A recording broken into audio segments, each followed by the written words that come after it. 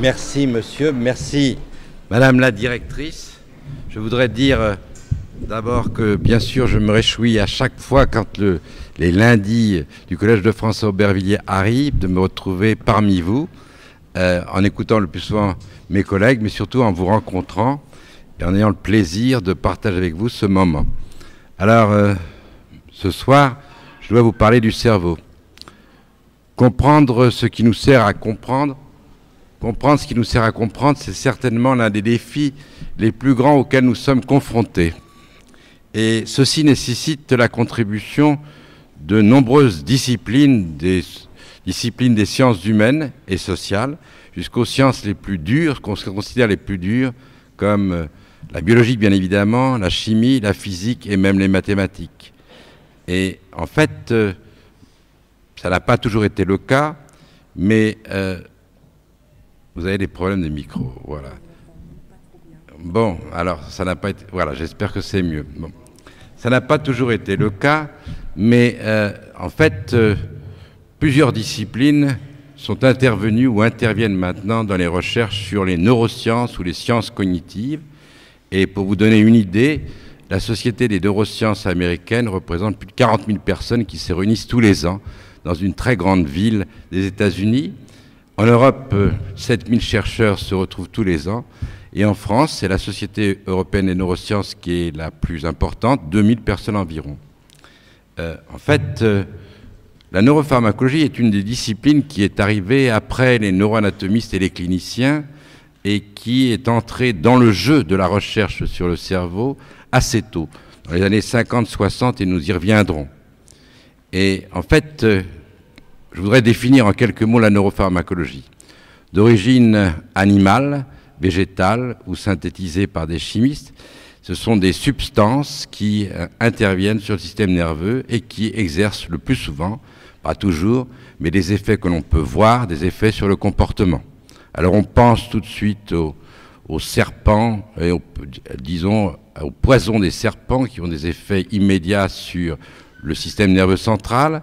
On pense aussi, et ça a déjà été dit, aux substances qui sont injectées ou administrées ou prises de façon répétitive et qui introduisent des phénomènes de dépendance et de toxicomanie. Et on connaît leurs effets redoutables, on pense bien sûr à la cocaïne, à la morphine, à l'héroïne et même jusqu'à la marijuana. En fait, bien sûr, parmi ces substances psychotropes, il y a maintenant des classes de médicaments que vous connaissez bien, les anesthésiques généraux, qui sont si utilisés bien sûr en chirurgie, les analgésiques, les antidépresseurs dont on parle beaucoup, les neuroleptiques qui servent à traiter certains des symptômes de la schizophrénie, les anxiolytiques pour en citer quelques-uns. Mais comme vous verrez, un long chemin reste à parcourir pour trouver des substances beaucoup plus efficaces. Le but de la neuropharmacologie, c'est bien sûr de synthétiser des substances qui pourront être utilisées dans les traitements thérapeutiques, mais c'est aussi finalement pour nous des outils remarquables. Comme disait Claude Bernard, ce sont des scalpels qui nous aident à disséquer les mécanismes intimes du cerveau. Alors, maintenant que je vous ai décrit en quelques mots la neuropharmacologie, je voudrais très brièvement vous présenter les acteurs avant de vous faire part des 3 actes de cette séance d'aujourd'hui. Les acteurs. Alors, il n'y aura pas beaucoup de diapositives ou de photos, ne vous inquiétez pas. Vous avez ici un cerveau, vous connaissez. Ouais. Vous avez ici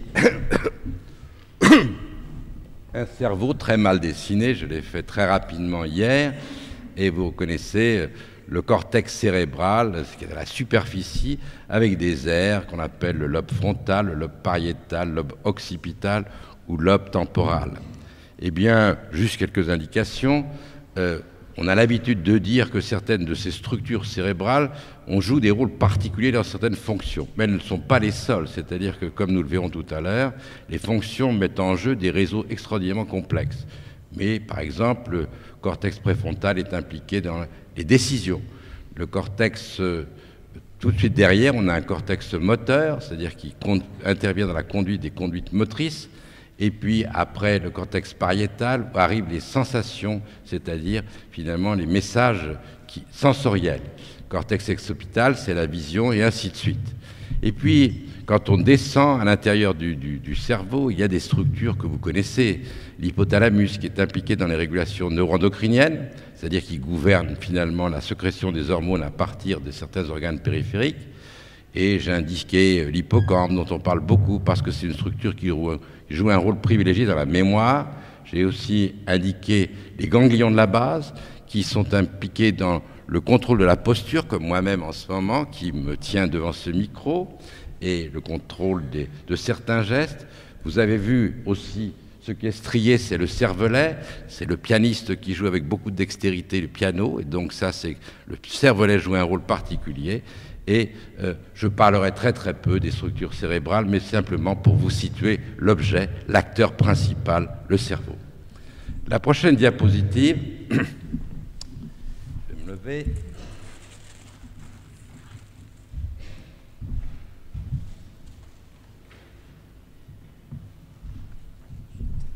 Merci, je reviens. Le cerveau est constitué de milliards de cellules qu'on appelle les neurones, qui sont impliqués dans la conduction des influx nerveux, et c'est-à-dire finalement qui sont les vecteurs qui servent à transmettre les messages dans le tissu cérébral. Ces neurones, pour vous imaginer un petit peu ce que peut être un neurone, prenez un arbre, vous le renversez et vous avez la base du tronc et vous avez des racines. Les racines s'appellent les dendrites. Le tronc, c'est l'axone, et puis au bout du tronc, vous avez les branches, les petites branches, on les appelle des arborisations terminales ou des arborisations nerveuses. Et les points où vont se faire les contacts entre les neurones, eh bien, s'appellent les synapses. Eh bien, vous imaginez la multitude de feuilles qui se trouvent sur un arbre. Ensuite, vous savez très bien que les arbres ont des formes différentes. Ils sont grands ou ils sont petits, ils ont un feuillage très étendu ou au contraire très très faible. Eh bien, vous avez également de la même façon des formes différentes pour les neurones.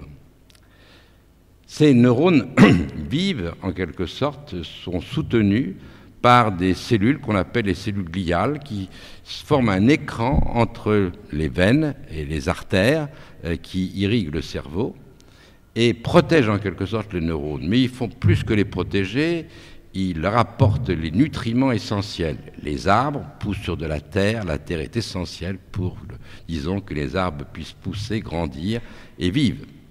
Eh bien, c'est la même chose avec les cellules gliales. Donc, vous avez là, les plus exposés très brièvement, les deux constituants essentiels des cellules qui interviennent dans le fonctionnement cérébral. Il y a plusieurs types de cellules gliales. Certaines s'entourent autour des neurones et forment des gaines, comme un câble électrique qui est protégé par une gaine de caoutchouc et qui empêche finalement qu'il y ait des courts-circuits. C'est ce qu'on appelle des gaines de myéline. Certains neurones ont des gaines de myéline très étendues, d'autres plus faiblement, et donc il y a des différences. Il y a des cellules gliales qui sont particulièrement équipées pour phagocyter les débris. On les appelle finalement des cellules microgliales. Ce sont des cellules gloutons en quelque sorte. Elles mangent les débris, elles éliminent les débris qui peuvent intervenir, surtout quand il y a des neurones qui dégénèrent. Voici finalement, c'est simple, deux types de cellules avec des formes et qui finalement des propriétés distinctes. Il faut savoir que les cellules gliales sont en plus grand nombre que les neurones qui sont déjà plusieurs milliards dans le cerveau. Comme chaque neurone a énormément de contacts synaptiques, on va y revenir tout à l'heure, eh bien, vous voyez que les possibilités de transfert de l'information sont énormes. La prochaine photo vous montre, j'espère, mais il n'y en a pas beaucoup, on s'arrête tout de suite.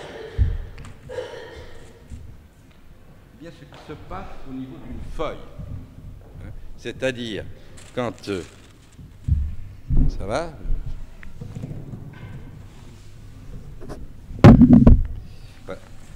ce qui se passe au niveau d'une feuille, c'est-à-dire d'une terminaison nerveuse.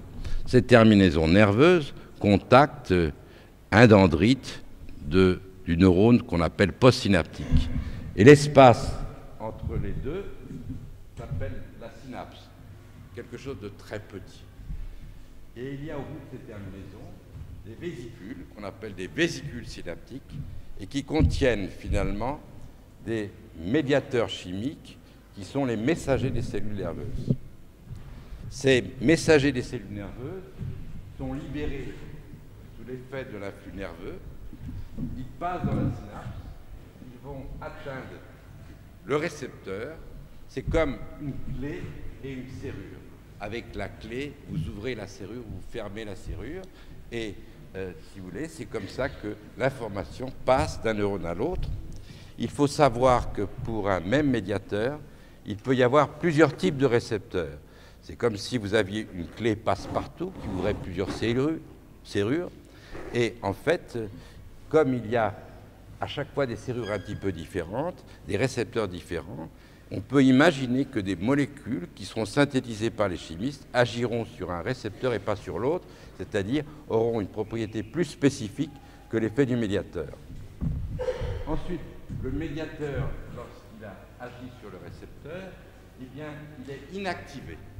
Il y a deux processus d'inactivation. Oui, je sais, je ne peux pas être debout et parler dans le micro en même temps. Bon.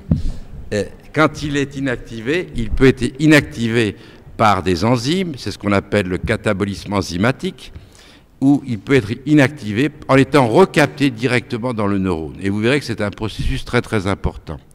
Alors, comment les substances psychotropes peuvent agir sur ces processus de neurotransmission? Ils peuvent agir de différentes manières. Je me lève et ça sera la dernière fois. Ils peuvent empêcher la synthèse du médiateur chimique. Ils peuvent empêcher sa capture dans les vésicules synaptiques. Ils peuvent favoriser sa libération à partir des vésicules synaptiques. Ils peuvent imiter l'effet du médiateur chimique sur le récepteur. Ils peuvent empêcher sa recapture. Ils peuvent empêcher son inactivation ou l'accélérer. Ou ils peuvent, en fait, agir sur la cascade d'événements qui va se produire après l'interaction du médiateur avec le récepteur au niveau de la cellule cible.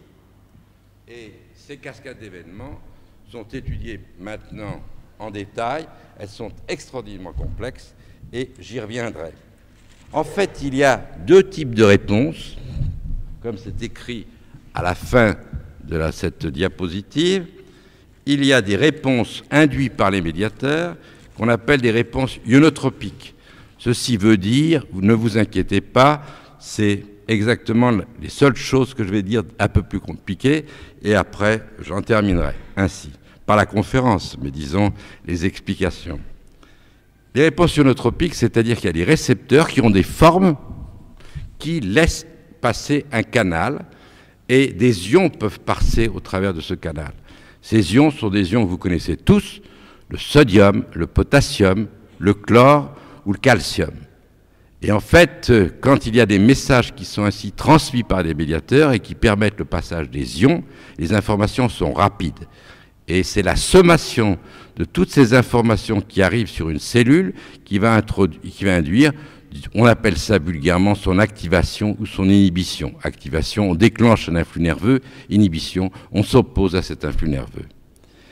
Et à côté de ces réponses ionotropiques, vous avez des réponses métabotropiques, c'est-à-dire qu'il y a une interaction d'un médiateur avec un récepteur qui enclenche toute une série d'événements métaboliques qui vont modifier les propriétés internes de la cellule, c'est-à-dire modifier les propriétés de certains canaux ioniques qui se trouvent sur la membrane de la cellule, modifier les propriétés de certains récepteurs qui se trouvent sur cette cellule, modifier le cytosquelette, c'est-à-dire l'armature qui intervient dans la forme du neurone, modifier encore d'autres protéines qui sont à l'intérieur des cellules et arriver même jusqu'au noyau et la favoriser l'expression de certains gènes ou la réprimer. C'est-à-dire que des messages qui peuvent venir de l'extérieur peuvent, à l'intérieur du système nerveux central, retentir sur l'expression de gènes et exprimer de nouvelles protéines en quantité beaucoup plus grande. Alors vous imaginez que tous ces processus, s'ils sont déréglés, eh bien, peuvent bien sûr induire un certain nombre de désordres dans ces cascades d'événements qui nécessitent finalement au niveau cellulaire plusieurs mécanismes et qui, si on pense au nombre de neurones qu'il y a dans le cerveau, eh bien on voit que c'est encore plus difficile à comprendre. J'en ai fini avec les acteurs. Et maintenant, je vais parler des 3 actes de la discussion de ce soir. Le premier, ce sont les débuts de la neuropharmacologie. Et vous verrez que le regard des cliniciens était très très important. Et puis, très brièvement, nous parlerons de la succession des avancées qui expliquent l'immensité des connaissances que nous avons acquises en une 50aine d'années. Le deuxième acte, c'est le concept. C'est à partir de ce que nous savons aujourd'hui, d'avoir une vision intégrée du fonctionnement cérébral vu par le neuropharmacologue. Il ne s'agit que d'une vue partielle du cerveau. Il faut être modeste. Et puis surtout, en 1 heure, il est très difficile d'expliquer tout ce que nous connaissons. Mais mon objectif ce soir, c'est de donner quelques idées. Et j'espère que vous en retiendrez certaines. Ensuite, le troisième acte, c'est de parler de neuropharmacologie et de problèmes de société. C'est-à-dire, en fait, quels sont les obstacles auxquels nous sommes confrontés, nous, en tant que citoyens, nous, en tant que pharmacologues ou industriels qui cherchons à développer de nouvelles molécules qui seront actives. Et puis, vous verrez que nous avons, nous, chercheurs, des déceptions. Je voudrais vous en faire part. Enfin, nous avons aussi des espoirs, parce que la recherche est une continuité, un chemin difficile, mais il faut toujours être optimiste. Alors, voyons le premier acte, les débuts, les avancées. Alors, je vais vous faire part de mon expérience personnelle, comment j'ai commencé à faire de la recherche. Eh bien, sortant de mes études de pharmacien, j'ai eu le plaisir de faire des études supplémentaires dans un institut de pharmacologie et de pharmacotechnie. Et on m'a demandé de faire une revue bibliographique. Et c'est en faisant cette revue que j'ai lu des articles qui m'ont tout à fait intéressé. Le premier était que on avait remarqué qu'on cherchait des antituberculeux. À cette époque, la tuberculose sévissait encore beaucoup et on mettait les tuberculeux dans des sanatoriums. Et en recherchant un nouvel antituberculeux, eh bien, on a découvert une substance, peu importe son nom, on l'appelait le marsilide, qui avait des effets sur le comportement des malades qui se trouvaient dans le sanatorium. Au lieu d'être déprimés, ils allaient beaucoup mieux, leur comportement s'améliorait. On avait découvert les antidépresseurs et naturellement, la première idée, c'était de comprendre leur mécanisme d'action. On a très vite compris que ces substances, cette substance, parce que tous les antidépresseurs n'agissent pas de la même façon, eh bien, bloquaient le catabolisme de certaines molécules qui étaient des médiateurs chimiques et qu'on appelle maintenant les monoamines, et j'y reviendrai. Ça, c'est la première histoire, le regard des cliniciens. La deuxième est encore plus surprenante. J'ai eu le plaisir de travailler dans le laboratoire de Laborit, qui était un chirurgien de la marine et qui avait eu l'idée, pour protéger les malades qui devaient subir une opération chirurgicale et éviter qu'ils perdent leur énergie à lutter contre le stress imposé par l'acte chirurgical, de refroidir les personnes, c'est ce qu'on appelle l'hibernation, et il avait découvert le concept de l'hibernation potentialisée, c'est-à-dire que non seulement il les refroidissait, mais il injectait un cocktail de substances qui avait pour but de bloquer en quelque sorte un certain nombre d'influx nerveux. Et c'est en ajoutant à ce cocktail lithique une substance qui avait été synthétisée par des chimistes de Rhône-Poulenc, et qui était un dérivé d'un antihistaminique, il a remarqué que les malades qui récupéraient de l'attaque chirurgicale, si l'on peut dire, étaient tranquillisés, mais une tranquillisation un peu particulière. Il eut l'idée de dire à des psychiatres, Deniker et Delay, d'essayer d'injecter cette substance à des schizophrènes, et là, on avait découvert les neuroleptiques, qui ne guérissent pas la schizophrénie, mais qui diminuent un certain nombre de symptômes caractéristiques de la schizophrénie. Donc on avait découvert les neuroleptiques, on n'avait aucune idée sur leur mécanisme d'action. Mais on avait changé la condition hospitalière de ces malades. Ensuite, troisième histoire. À cette époque, après la guerre, vous vous souvenez que les aviateurs qui partaient d'Angleterre pour aller bombarder l'Allemagne, ils faisaient ça sans arrêt. Ils étaient obligés de rester éveillés. Et ils prenaient du Maxiton ou de l'amphétamine. D'accord ? Et en fait, d'une façon surprenante, la répétition de ces prises d'amphétamine peut conduire à des symptômes qui sont voisins de ceux de la schizophrénie, des hallucinations, des doublements de la personnalité. Et puis, on s'est rendu compte que ces effets comportementaux induits par l'amphétamine ou la prise répétée d'amphétamine, le Maxiton que nous prenions aussi pour préparer nos examens, eh bien, en fait, pouvaient être bloqués par les neuroleptiques. Donc, il y avait antagonisme entre les effets des neuroleptiques et l'effet de l'amphétamine. Il devait donc y avoir un mécanisme commun, et ce mécanisme commun a été découvert dans les années qui ont suivi. Ça, c'est le regard des cliniciens. Le regard des biochimistes. À l'époque, on ne connaissait absolument rien sur le cerveau. On était très inspiré par ce qu'on connaissait du système nerveux périphérique, notamment ce qu'on appelle la jonction neuromusculaire, c'est-à-dire il y a des nerfs qui innervent les muscles, il libère un médiateur qui provoque la contraction du muscle. Ce médiateur, c'est l'acétylcholine. On a tous appris ça à un moment de nos études.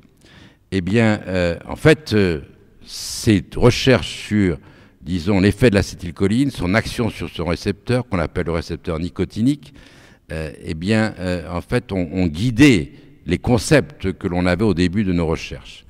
Et puis, il y avait aussi nos connaissances sur le système nerveux autonome, indépendant de la volonté, c'est-à-dire le système sympathique ou parasympathique. Sympathique, c'est celui qui provoque l'accélération du cœur et la contraction des vaisseaux, une autre substance, la noradrénaline. Alors, c'est avec ces idées que, dans les années 60, quand j'ai commencé à faire de la recherche, qu'on a commencé à rechercher ce qui pouvait se passer dans le cerveau. Première chose, un chercheur met une cupule sur la surface du cortex d'un animal et il s'aperçoit que l'acétylcholine apparaît dans la cupule. Il la mesure par des techniques relativement simples, mais qui étaient des techniques biologiques. On n'avait aucune technique chimique à l'époque. Et il s'aperçoit que les quantités d'acétylcholine fluctuent en fonction des niveaux du sommeil. Donc il se dit, il y a une relation peut-être entre les phases du sommeil et le niveau de libération de l'acétylcholine. Deuxième observation. Une chercheuse anglaise, très distinguée, Mart Vogt, injecte de la morphine, d'accord, et elle s'aperçoit que les concentrations de noradrénaline dans l'hypothalamus, cette structure dont je vous ai parlé tout à l'heure, qui intervient dans les régulations endocriniennes, baissaient après l'injection de morphine. Il y avait donc une relation entre certains effets de la morphine et la baisse des taux de noradrénaline. Et une troisième observation qui allait guider mes propres recherches, c'est que des chercheurs suédois découvrent que dans une structure profonde du cerveau, dans une structure des ganglions de la base, qu'on appelle le striatum, mais c'est fini, je n'en parlerai plus, plus d'autres noms compliqués, eh bien, contenait des concentrations très très importantes du précurseur de la noradrénaline qu'on appelle la dopamine. Et en fait, cette concentration importante de dopamine lui laissait penser ou permettait de suggérer que cette substance était un médiateur par elle-même et non seulement le précurseur de la noradrénaline. 2-3 ans plus tard, un clinicien découvre dans le cerveau de Parkinsonien décédé que les taux de dopamine dans cette structure sont considérablement abaissés.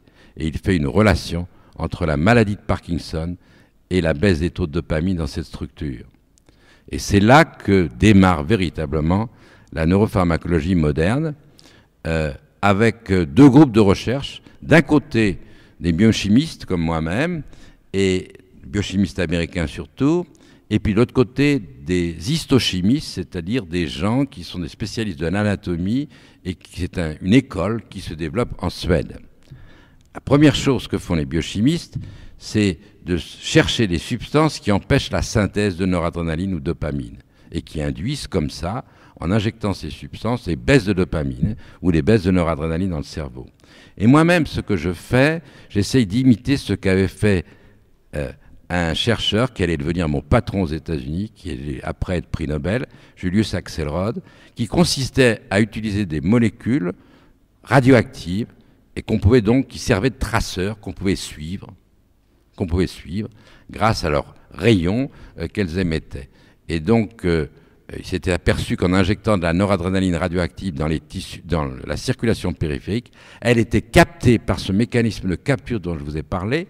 Elle pénétrait sélectivement dans les neurones noradrénergiques, elle était libérée sous l'influence de l'influx nerveux, on pouvait suivre son métabolisme, on avait un outil. Donc j'ai eu l'idée de synthétiser de la dopamine à partir de son précurseur, la tyrosine radioactive, un acide aminé, c'est très simple, 2 étapes, tyrosine transformée en 2-PA, puis en dopamine, de l'injecter directement dans le liquide céphalorachidien, et j'ai eu le plaisir de voir que cette molécule était captée sélectivement par les neurones qui la contenaient normalement. Il était donc possible de suivre le métabolisme de la dopamine dans le cerveau et d'étudier les effets des drogues psychotropes sur ce métabolisme. La première chose que j'ai pu mettre en évidence, c'est que l'amphétamine libérait effectivement la dopamine. Et Carlson, celui qui avait découvert que la dopamine était présente en forte concentration dans le striatum, démontrait que les neuroleptiques bloquaient les récepteurs de la dopamine et on comprenait d'un seul coup pourquoi les neuroleptiques bloquaient les effets comportementaux induits par l'amphétamine. Autre trouvaille extraordinaire, celle des histochimistes suédois qui, pour la première fois, grâce à des réactions chimiques, permettent de mettre en évidence ou de visualiser sur des cartographies cérébrales des neurones et de les identifier. Au lieu d'avoir au microscope des neurones dont on ne connaissait pas le médiateur, on pouvait identifier les neurones qui contenaient la dopamine, la noradrénaline, l'adrénaline, une autre substance dont vous avez peut-être entendu parler, la sérotonine, et ainsi, devant nous, apparaissaient des neurones personnalisés, identifiés, dont on savait où se trouvaient les corps cellulaires, dont on savait où se trouvaient les axones, dont on savait où se trouvaient les champs des terminaisons nerveuses. Et bien sûr, ceci ouvrait énormément de voies. En ce qui concerne les neurones dopaminergiques, ils sont distribués dans plusieurs systèmes. Et là, vous faites le rapport entre, disons, l'anatomie, la biochimie et le comportement. Ces systèmes innervent le striatum, dont je vous ai parlé, et bien sûr, ces neurones dopaminergiques qui sont détruits chez les parkinsoniens interviennent dans le contrôle de la posture. Bon. D'autre part, on a découvert des systèmes dopaminergiques qui se distribuent dans certaines structures qui sont impliquées dans les processus de récompense. Et là, ces systèmes dopaminergiques interviennent dans les processus de toxicomanie ou de récompense ou de dépendance.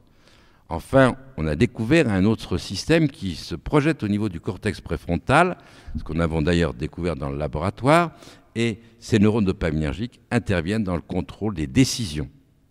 Enfin, le dernier système, et c'était extraordinaire, puisque on ouvrait plusieurs champs, eh bien, innerve l'hypothalamus et régule, disons, les processus d'ovulation. Donc, plusieurs champs s'ouvraient grâce à la succession de ces études. Mais on n'avait pas découvert les principaux médiateurs chimiques. Et en fait, ce sont 2 chercheurs, des amis d'ailleurs, qui, travaillant sur des langoustes, des crustacés, ont eu la chance de découvrir que des neurones qui innervaient les muscles des crustacés contenaient 2 médiateurs qui allaient se révéler comme absolument fondamentaux, l'acide glutamique ou glutamate, qui est un acide aminé simple, mais ce qui allait rendre les expériences très compliquées, parce qu'il fallait distinguer les propriétés du glutamate médiateur, du glutamate qui intervenait dans le métabolisme général, et puis un autre médiateur important, le GABA, qui est formé à partir du glutamate par une seule réaction chimique. Et les relations entre les cellules gliales et les neurones sont très importantes dans la distribution aux neurones de ce glutamate qui, dans certains cas, peut se transformer en GABA quand il y a l'équipement enzymatique pour faire du GABA à partir du glutamate. Donc, pendant les années qui ont suivi, les années 70, c'est l'aventure, si vous voulez, guidée par les cartographies des neurones avec personnalisé, on commence à connaître leur médiateur. Un nouveau concept apparaît, c'est qu'on se rend compte qu'à côté des médiateurs principaux, il y a des co-médiateurs, des substances qui sont libérées avec le médiateur et qui agissent sur d'autres récepteurs. Et ce sont des neuropeptides. Et Pierre Corvol a travaillé sur un peptide ou plusieurs peptides qui sont impliqués dans le contrôle de la pression artérielle, l'angiotensine. Mais il y a dans le cerveau une centaine de neuropeptides. Et ce qui est le plus intéressant, c'est que la morphine, que vous connaissez bien, d'accord, agit sur certains récepteurs et que le ligand, c'est-à-dire le médiateur endogène qui imite les effets de la morphine, eh bien, ce sont les encéphalines, c'est un neuropeptide. Donc, voilà, on se trouve à la tête maintenant de plusieurs types de médiateurs ou de cotransmetteurs. Chacun de ces médiateurs peut agir sur une très grande diversité de récepteurs, et voici les cibles des pharmacologues. Il faut synthétiser des molécules qui vont agir spécifiquement sur le métabolisme des substances, favoriser leur synthèse, inhiber leur synthèse, favoriser leur libération, agir sur leurs récepteurs, les stimuler ou les bloquer. Donc, vous voyez, les possibilités sont énormes. La chimie se développe. Les techniques de chimie, les combinatoires qui sont utilisés maintenant par les chimiques permettent de faire véritablement des banques chimiques qui permettent de rechercher des molécules qui potentiellement seront actives. Et puis, derrière cette avancée, une autre très importante, celle de la biologie moléculaire, qui nous permet d'identifier les propriétés moléculaires des récepteurs, qui sont des très grosses protéines, et de déterminer leur structure, et même de découvrir des récepteurs qu'on ne connaissait pas, qu'on ne pouvait pas supposer qu'ils existaient, qui nous laissent de supposer qu'il y a encore beaucoup d'autres médiateurs chimiques que nous ne connaissons pas. C'est ce qu'on appelle des récepteurs orphelins. Nous ne les connaissons pas encore, mais grâce aux techniques de la biologie moléculaire, nous les découvrons. Et nous faisons que commencer dans cette aventure nouvelle qui est la recherche de nouveaux médiateurs, de nouveaux récepteurs, et ainsi de suite. Le système se complique, mais quand vous travaillez sur le cerveau, c'est toujours comme ça. C'est beaucoup plus compliqué qu'on ne le pensait au départ. Après, une des manières de travailler sur le cerveau, c'est de se poser la question de savoir comment il se constitue. Ce sont les études sur le développement. D'un autre côté, c'est comment nous vieillissons, c'est-à-dire ce qui intervient lorsqu'on perd certaines fonctions. Et bien sûr, qu'est-ce qui intervient lorsqu'il y a certains désordres pathologiques, que ce soit des maladies neurodégénératives ou disons des maladies mentales comme la dépression, la psychose maniaco-dépressive et j'en passe. Voilà, disons, ce que l'on peut dire. Je voudrais dire une chose pour terminer, parce que je suis obligé d'aller trop brièvement, c'est qu'il y a énormément de phénomènes de plasticité dans le cerveau. Les récepteurs peuvent s'internaliser, passer à l'intérieur de la cellule et disparaître. Au contraire, ils peuvent apparaître en plus grand nombre quand, disons, les médiateurs ne sont pas libérés convenablement. Il y a des formes des terminaisons nerveuses qui peuvent changer. Il y a des contacts nouveaux qui peuvent s'établir. Il y a des neurones qui peuvent disparaître en partie et d'autres suppléer l'effet de leur défaillance. C'est ce qui se passe dans la maladie de Parkinson. C'est pour ça que c'est si difficile. Chez l'homme, on pense que cette voie nigrostriatale dopaminergique qui dégénère chez les Parkinsoniens, c'est à peu près 30 000 neurones. C'est pas beaucoup, c'est pas beaucoup. Chez le rat, c'est 6 000 neurones. Et vous pouvez en détruire, disons, 80%, le système continue à fonctionner. C'est-à-dire que les neurones restants fonctionnent davantage pour suppléer à la défaillance. Il y a énormément de plasticité qui intervient. Et dans le cas de la dopamine, les recherches sur ces systèmes ont permis de se dire, si on injecte le précurseur de la dopamine, la DOPA, on aura pendant un certain temps une possibilité d'un traitement du Parkinson. C'est ce qui se passe, et c'est l'un des traitements essentiels du Parkinson. Mais évidemment, comme il y a plusieurs systèmes dopaminergiques qui sont impliqués dans des fonctions différentes, vous avez des effets secondaires inévitables, endocriniens, ou sur le comportement émotionnel, ou sur les prises de décision, et ceci permet d'expliquer les effets secondaires. J'en ai assez dit pour ce premier acte. Je passe au second, c'est-à-dire une vision conceptuelle de l'organisation cérébrale à la suite de nos connaissances. Et c'est simple, ou en tout cas j'espère que ce sera simple. Vous pouvez voir le cerveau de 3 façons différentes, ou plutôt 3 façons complémentaires. Il y a 3 réseaux, 2 réseaux neuronaux et un réseau glial, qui interagissent entre eux. Le premier réseau neuronal, je l'appelle le réseau exécutif. Il est impliqué dans l'exécution des fonctions des plus simples aux plus complexes. Et pour faire une fonction, exécuter une fonction, prendre un verre d'eau, manger un sandwich comme ça va passer tout à l'heure, ou jouer du piano, eh bien vous sollicitez des circuits complexes qu'on appelle des ensembles neuronaux spécifiques. Donc le réseau exécutif est constitué d'un ensemble de neurones, de plusieurs ensembles neuronaux qui sont impliqués dans les fonctions. Alors pour avoir une image de ça, je vous donne un exemple. Vous imaginez Paris, une ville. Vous voyez les quartiers. Ce sont les structures cérébrales, d'accord? Et vous imaginez des fonctions. Par exemple, la fonction administrative. Vous pensez à l'hôtel de ville, vous pensez aux mairies. Puis vous dites, si jamais je veux que toutes ces fonctions s'exercent simultanément, il doit y avoir des réseaux qui s'établissent de communication entre les mairies et l'hôtel de ville. Si vous pensez à une autre fonction, celle de la culture, vous avez immédiatement une image de la localisation des musées ou de l'opéra. Et vous imaginez des circuits, c'est-à-dire des voies qui vont conduire d'un endroit à un autre, et vous exprimez de différentes façons la fonction culture. Si vous imaginez la fonction plaisir, eh bien vous pensez à Montmartre, Pigalle, Montparnasse, et puis j'en passe, et ainsi de suite. Eh bien, le cerveau, c'est un peu ça. Le système exécutif, ce sont des ensembles qui sont impliqués dans l'exécution des fonctions. Les 2 médiateurs principaux qui interviennent sont le glutamate dont j'ai parlé tout à l'heure et le GABA. C'est simple. Par ces neurones, vous avez des informations rapides, extraordinairement rapides, qui expliquent pourquoi le cerveau réagit si rapidement quand vous devez faire quelque chose. Et ces médiateurs agissent par des réponses ionotropiques, ce dont je vous ai parlé, ce qui explique que vous ayez des effets rapides, des passages d'ions de part et d'autre de la membrane, ou des effets métabotropiques qui vont être l'apanage de tous les autres médiateurs dont je vais parler. Donc, réseau exécutif. Le deuxième réseau qui est important, c'est le réseau régulateur. Il est constitué d'un nombre beaucoup moins grand de neurones.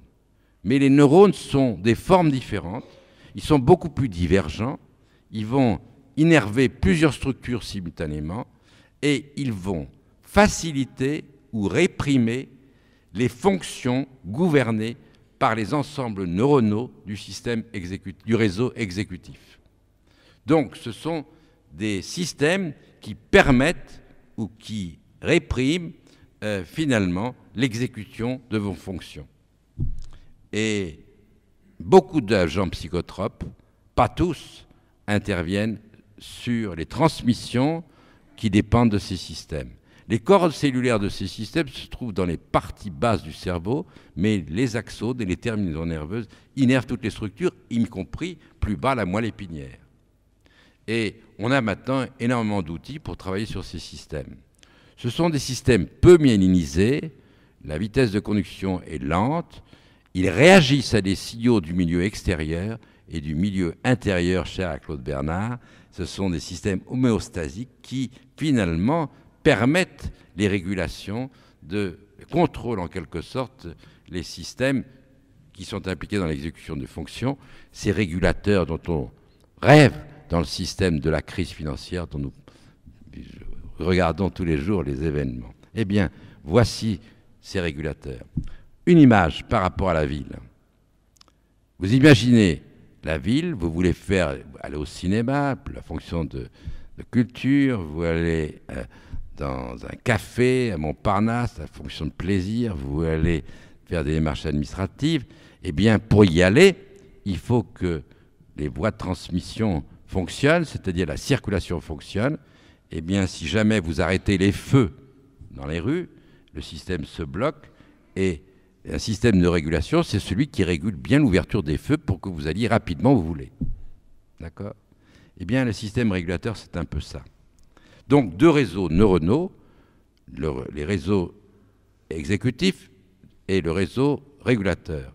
Je terminerai par le troisième type de réseau, c'est ce qu'on appelle le réseau énergétique. Ce sont les cellules gliales qui entourent les neurones et qui les protègent et qui permettent d'apporter aux neurones les aliments dont ils ont besoin, c'est-à-dire du glucose, de l'énergie. Et en même temps, ils éliminent certains éléments qui sont libérés à partir des neurones au cours du passage de l'influx nerveux, c'est ce qu'on a un ion, le potassium. Donc ce sont des éléments extraordinairement importants. Ils protègent et en plus de tout, ils contrôlent l'excitabilité, la possibilité de fonctionner des systèmes neuronaux dont j'ai parlé. En plus de tout, ils interviennent dans les régulations de délivrance du glutamate aux neurones du système exécutif. Et puis, finalement, ils jouent un rôle considérable. Ils ne sont pas du tout inertes. Ils ont des récepteurs de médiateurs. Ça veut dire que les neurones leur parlent. Et finalement, il y a des échanges qui se font entre les uns et les autres, et il y a des adaptations continuelles entre ces systèmes, et entre autres, ces astrocytes qui constituent le réseau glial forment un troisième réseau tridimensionnel parce que ces cellules ont des contacts comme des boutons de pression. Et en fait, ça permet le passage de certains ions au travers de ces pressions qui sont régulées par l'action de médiateurs sur des récepteurs qui se trouvent sur les astrocytes, et ça va créer des réseaux qui permettent, si vous voulez, finalement au système, globalement dans certaines structures, de fonctionner. Dans l'épilepsie, on pense que, dans certains cas, ce sont des propriétés, des jonctions entre les cellules des astrocytes qui sont modifiées, qui peuvent expliquer la propagation rapide de certains effets qui permettent de déclencher ou qui sont responsables du déclenchement de certains troubles épileptiques ou de crises épileptiques. Voici en quelque sorte l'image de ce cerveau, et le jeu finalement des chercheurs, c'est de vérifier ce concept, c'est de comprendre les interactions entre ces systèmes. Et j'ai oublié de vous dire que dans le réseau régulateur, le réseau 2, eh bien, il y a les médiateurs sont des monoamines, c'est-à-dire finalement l'acétylcholine, la dopamine ou la noradrénaline, ou la sérotonine, et qu'en fait, tous ces systèmes se régulent par des réactions extraordinairement complexes. Mais peut-être que nous aurons des questions, nous en parlerons tout à l'heure autour de ce dîner auquel je rêve déjà. Et en fait, nous arrivons au troisième acte, le dernier. Les obstacles, les déceptions et les espoirs. Les obstacles ou les difficultés. Sachez que dans ce pays, il y a à peu près 5 millions de personnes qui souffrent directement ou indirectement d'une maladie neurodégénérative ou d'une maladie mentale. Indirectement, c'est leur famille. Que vous avez environ 800 000 personnes qui sont maintenant atteintes de la maladie d'Alzheimer. C'est-à-dire que c'est énorme. Et bien sûr, le nombre des maladies neurodégénératives ou des maladies mentales va augmenter puisque les espoirs de vie s'allongent. C'est un véritable challenge pour la société. Ça, c'est une chose. Et d'autre part, en France, on a malheureusement le privilège de consommer un grand nombre d'agents psychotropes. On abuse des antidépresseurs, on abuse des anxiolytiques, on abuse des hypnogènes. Mais on peut retrouver ça dans beaucoup de sociétés qu'on considère comme étant développées, peut-être à tort. Bon. D'autre part, les conditions de vie ont changé. Et cet individualisme forcené vers lequel nous allons, d'accord, la pression que l'on met sur les gens qui travaillent, qui sont considérés comme des postes et non pas comme des humains, en bien des cas, fait que les désordres psychologiques sont de plus en plus importants et que ceci se traduit parfois par des suicides. Donc, la meilleure guérison dans beaucoup de nos troubles, à part les maladies neurodégénératives, c'est quand même de penser à notre société. Alors, voici les obstacles auxquels nous sommes confrontés. Nous avons à réfléchir aux répercussions des conduites politiques. Et je me souviens avoir rencontré M. Mauroy lorsque l'on disait il faut absolument s'arrêter de travailler à 60 ans. C'était vrai pour certaines personnes qui étaient confrontées à des métiers difficiles. Mais ce n'était pas toujours vrai quand finalement les personnes, femmes ou hommes, ne se sentent pas importantes dans le rôle qu'elles exercent dans leur société et finalement risquent, au moment du changement de l'action, disons, à cette retraite parfois qui n'est pas préparée, eh bien ça se traduit par des désordres comportementaux. Donc, et le coût pour la société et la sécurité sociale est très important. Donc ça pose des problèmes de société incroyables. Maintenant, tournons-nous de l'autre côté, du côté des spécialistes de l'industrie pharmaceutique.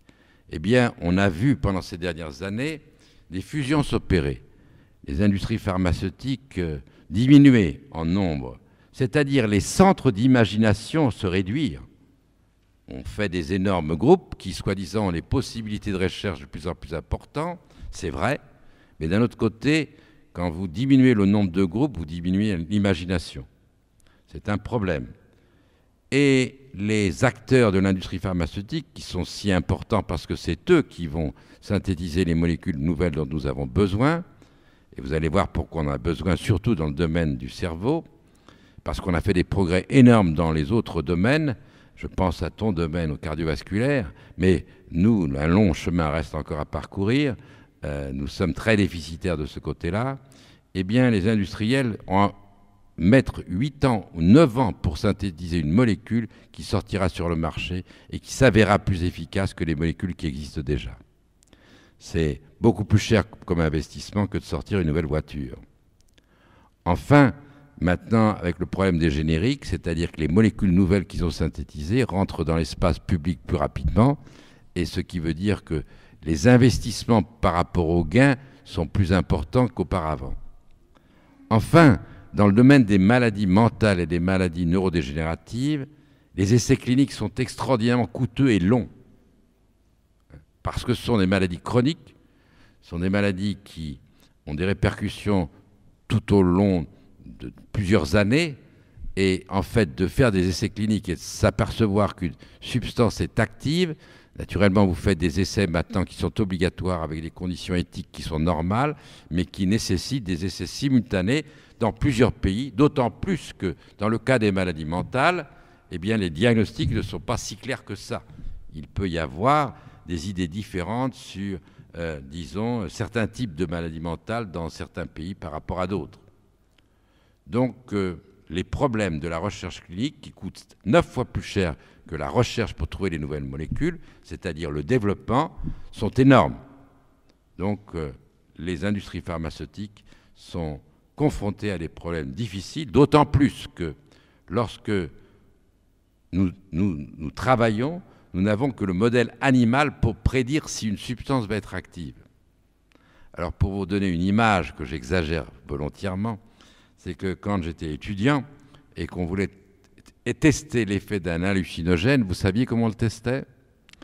On prenait une araignée qui tissait sa toile, une belle toile, bien organisée, d'ailleurs, d'accord, et on mettait une goutte de LSD sur la tête de l'araignée et on mesurait les défauts de la toile. Voilà comment on testait les effets des hallucinogènes. Et pour empêcher l'action de l'hallucinogène, on cherchait d'autres molécules qui allaient permettre de réparer la toile convenablement. Voilà, alors j'exagère. Maintenant, on a des modèles animaux beaucoup plus sophistiqués. Pour vous donner une idée, comment on découvre un modèle animal? Toujours par le hasard, parfois.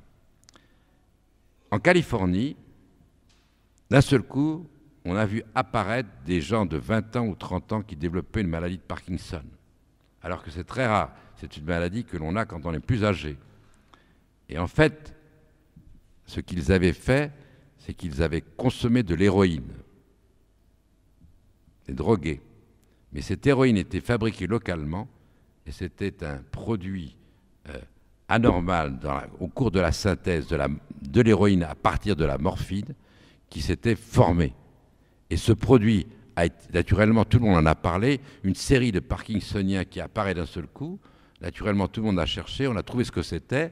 C'est une substance qu'on a appelée le MPTP. Après, on l'a injecté aux singes, aux rats, et on provoquait une destruction des neurones dopaminergiques immédiatement. On avait compris pourquoi, finalement, cette maladie se développait chez certains jeunes qui étaient des addicts de l'héroïne. Mais aussi, on avait un modèle animal. On pouvait reproduire la maladie de Parkinson chez le rat. Et puis, essayer d'empêcher effectivement que les neurones dégénèrent. Donc, vous voyez qu'on est à la pêche, à la recherche de modèles animaux, mais aller dire à un rat qu'il est déprimé ou qu'il est schizophrène, eh bien, les psychiatres se moquent de nous. Ils n'ont pas tort. Donc, le problème est très, très, très difficile. Voici, comme ça, brossé rapidement, un exemple pour vous dire les problèmes auxquels nous sommes confrontés, les obstacles. Les déceptions. Les déceptions, c'est que, à l'inverse d'autres champs de la médecine, nos progrès, en dépit de l'avancée de nos connaissances, énormes, nos progrès cliniques, thérapeutiques sont faibles. La plupart des traitements ont été inventés pendant les années 50, 60, 70 au maximum. On a amélioré un petit peu, mais on n'a pas découvert des classes de molécules tout à fait nouvelles. Il y en avait une qui allait sortir, une substance qui, en fait, empêchait de l'obésité. Vous avez entendu parler de ça dans les journaux. Il s'est avéré qu'il y avait des effets secondaires et qu'on l'a retiré du marché. 10 ans de travail mis à la poubelle. Et beaucoup d'argent. Et beaucoup d'efforts. Donc, ça, c'est une déception considérable. Mais les autres déceptions, c'est que lorsqu'on a découvert les neuropeptides, on s'est dit, ces substances qui peuvent être co-libérées avec le médiateur chimique dans certaines conditions, et comme il y en a beaucoup plus que les médiateurs chimiques, c'est-à-dire qu'elles classifient, vous avez, parmi les neurones glutamatergiques, vous en avez certains qui contiennent un neuropeptide, d'autres un autre, ça fait des sous-classes, c'est formidable, donc ça fait une spécificité. Eh bien, tous les essais qui ont été faits, des dizaines de molécules ont été synthétisées par les chimistes, par les pharmacologues, par les industries pharmaceutiques. Il y a eu des essais cliniques. Par exemple, on s'attendait à trouver un analgésique plus puissant que la morphine. Vous vous rendez compte, depuis le temps que l'on fait de la recherche, plus de 50 ans, on n'a pas un analgésique plus puissant que la morphine avec tous ses effets secondaires. C'est incroyable. D'accord ? Incroyable. Bon. Les antidépresseurs, il nous faut 6 semaines pour avoir un effet qui est... On ne peut pas avoir un antidépresseur qui va empêcher le suicide, beaucoup plus, si vous voulez, qui a une action rapide. Et j'en passe. La psychose maniaco-dépressive, elle est guérie par quoi? Une observation simplement d'un clinicien qui s'est aperçu que les lithinés du docteur Gustin, eh bien, qui contiennent du lithium, pouvaient être sédatifs en quelque sorte, et c'est ça qu'on utilise pour traiter la psychose maniaco-dépressive. On ne connaît pas le mécanisme d'action. L'alcool, avec tous ses effets, on ne connaît pas vraiment bien le mécanisme d'action. Donc, en dépit de tous nos efforts sur nos connaissances, les neuropeptides, toutes les molécules qu'on a synthétisées, pour l'instant, rien n'est sorti qui peut être utilisé en clinique dans notre domaine. C'est une immense déception. Les espoirs, et je termine parce qu'il faut toujours des espoirs. Les espoirs font que c'est peut-être nos concepts qui sont mauvais. Nous avons été dans un réductionnisme absolu, cherchant les effets élémentaires.